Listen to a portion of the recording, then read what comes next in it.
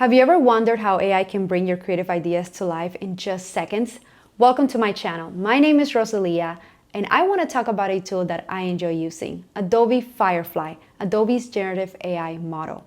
I love it because it is super versatile and easy to use, whether you're on the web browser or using it within some of their apps.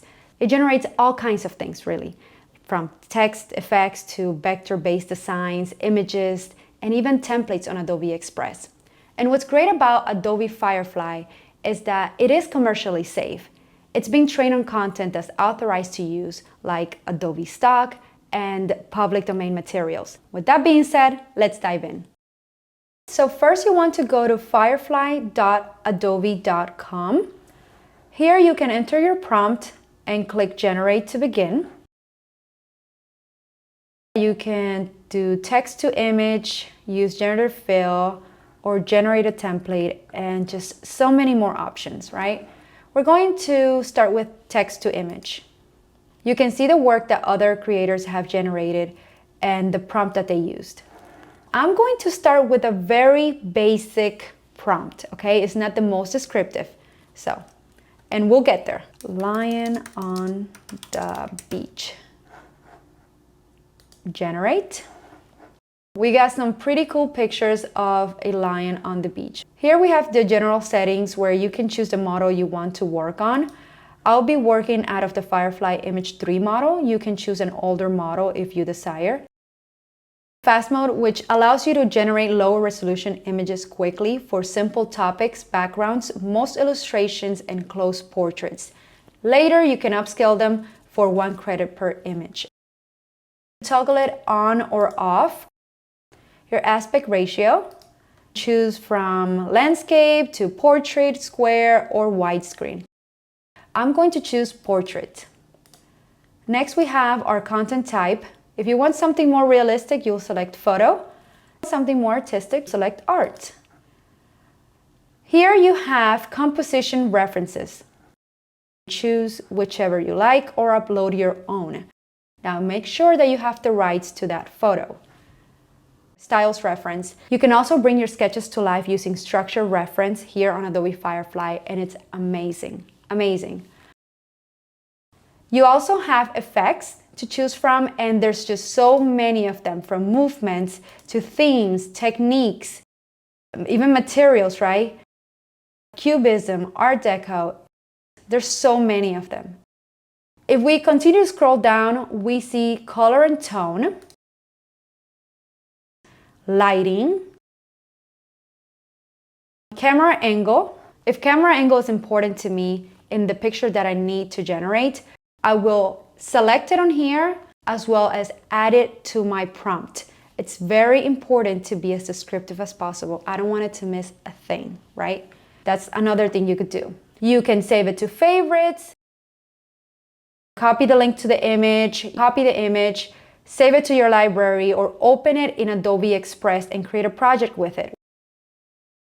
You can also download the image, upscale it, click here on this pencil, either use generative fill on the image to remove or add things to it, generate similar images to this one that we have selected right now. Also use it as composition reference, use as style reference, or create a design. When you're prompting, be as descriptive as possible when it comes to your subject and your predicate.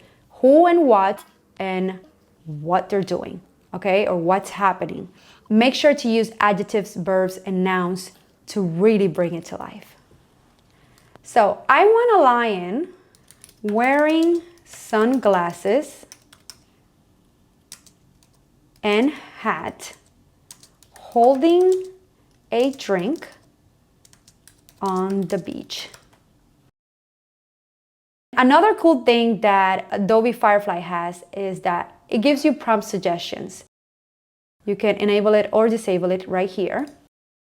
All right, let's generate.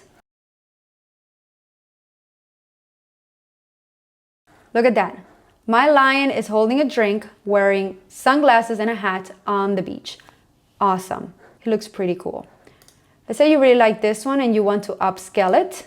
It's going to increase the resolution. Look at that, beautiful.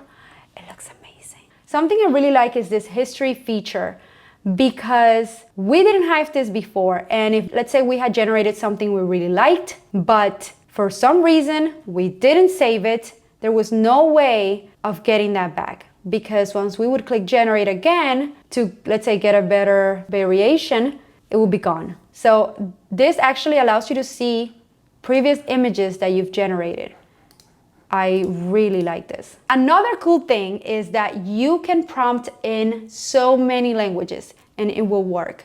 For example, let's use Spanish. Una flor azul en el agua en la noche. That means a blue flower in the water at night. Let's see what we get. Beautiful. Oh my God, look at that. It's so gorgeous. It's amazing. Amazing. I love it. Okay, cool. That's it for Adobe Firefly on the browser. Let's jump over to Photoshop. On this photo, I want to show you how we can use content-aware fill, generative fill, and also the spot healing tool, all right? We can use the lasso tool, go around our object. In this case, is a bee. Once we have our object selected, we can click on Edit and Content Aware Fill. It gives us a few settings to play around with and tweak it until we're happy with the results. But here's the thing, we're not happy with it. So now let's select it. Instead, we're going to click on Generative Fill and Generate. In some cases, you can even type remove as a prompt and it works beautifully. Look at that. That looks amazing. And ooh, nice. Ooh. I think this one. All right, let's make sure we delete the other ones. Okay.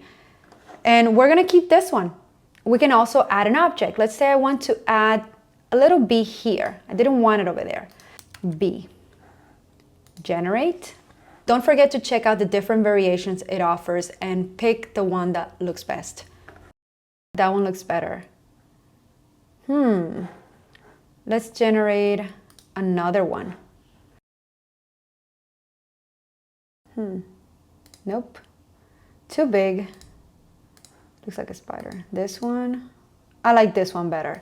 So we'll keep that bee. So we removed an object. In this case, it was the bee using generative fill. And we also added an object to our photo using generative fill. You can also use a spot healing brush, which is one of my favorites, especially for beauty images. Now, just keep in mind, you want to work in smaller sections to avoid any blurriness or loss of resolution, since it's using less information to render the results, okay? This is the way I have my brush because that's how I use it for beauty retouching. Now let's say I want to clean up this area right here.